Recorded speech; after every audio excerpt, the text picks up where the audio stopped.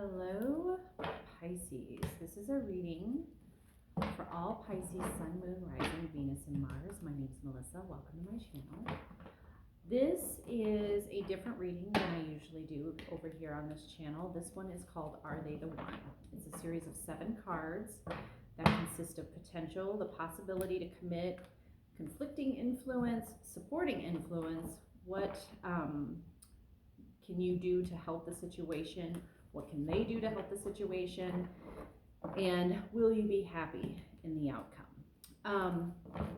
If you're interested in a more personal reading, in the description box below, there's links to all of my media, including my shop, which is Lady Magdalene's Mercantile. So with that being said, let's get into this reading. Kind spirit guides, gods, and goddesses, thank you for allowing me to deliver these beautiful messages today for Pisces and asking, are they the one? I do believe I'm going to do one if you aren't involved with someone.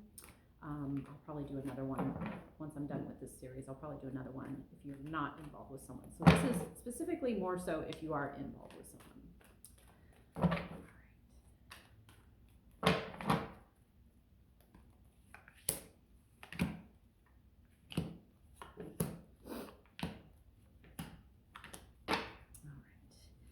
In the position of potential, we have the World card. So the reality is there's the end of a cycle and the beginning of a new one. So this to me feels like really this relationship is the beginning of something really new and beautiful. And it's almost like you're entering in a way that you haven't before in other relationships. It feels like you almost are looking at things through new eyes, using the experiences that you've had in the past to look forward so that you can kind of navigate whatever the relationship brings to you. In the area of the possibility to commit, we have the Tower in reverse. I don't typically use reversals, but you know what? Let's look at that. So Tower moments aren't always bad. When it comes to a reversal, Tower to me is usually when, things are removed for a specific reason. Like there's a reason, possibly with the World card above it, it's possible that there was a reason that things ended so that you can go into this relationship. This is a warning, a fear of change, avoidance. So it's possible that maybe you're scared as you're entering this relationship, but something will happen to the point where you'll either choose to, it's either go or no, okay? But it feels like, in the reverse, when you look at it this way, you can see the lightning strikes, right? And it basically, that's spirit removing anything that doesn't serve you anymore because you're not removing it yourself. So when it's in reverse, it's almost like you're kind of waiting for the other shoe to drop. You're waiting for the next thing. You're waiting for the next split, okay? The reality is you don't know until you get there. And if you are constantly worrying about your partner, or you're constantly worrying or questioning, then maybe you guys need to have a conversation, or maybe this just isn't your person, okay? So moving over into the conflicting influence, it looks like trauma, okay?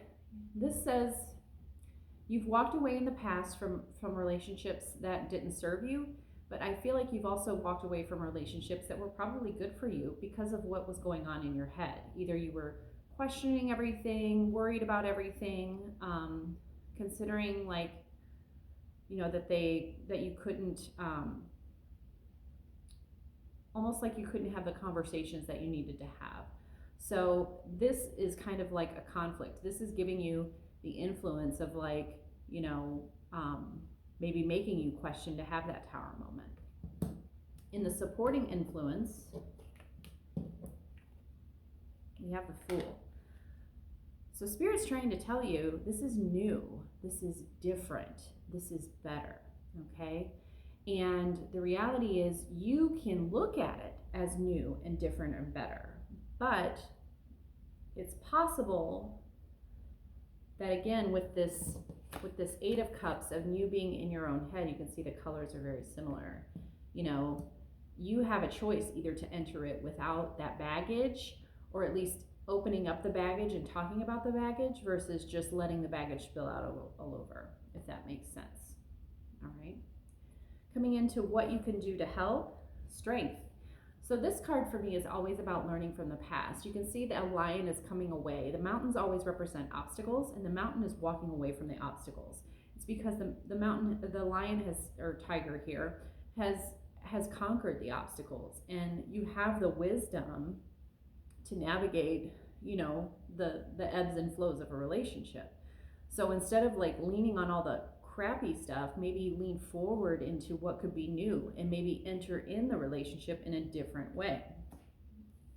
In the what do they need to do, the Two of Pentacles, it looks like they need to have a little better work-life balance. If this is someone that you can't spend as much time with as you want to, and this person is working a lot or whatever, be considerate of them, but also like make it known, like, hey, you're working too much. Can you spend a little more time with me? And make sure you are also having that same work-life balance. Will you be happy? So this is the Seven of Cups, which is all about choices. I feel like the more positive choices you make, you're going to be happy. Each of these cups represents like a different suit, and each of the cups represents a different major arcana. And so I feel like you have choices, some major choices to make. They're all in front of you. But Pisces, I feel like this is something where there's no wrong answer here, as long as you are making healthy choices. So the more healthy choices you make, whether this person stays or goes, you're going to be happy in the long run. So I hope this was a good little moment of clarity for you and your person, and I hope you have a wonderful February. Talk to you soon. Toodaloo.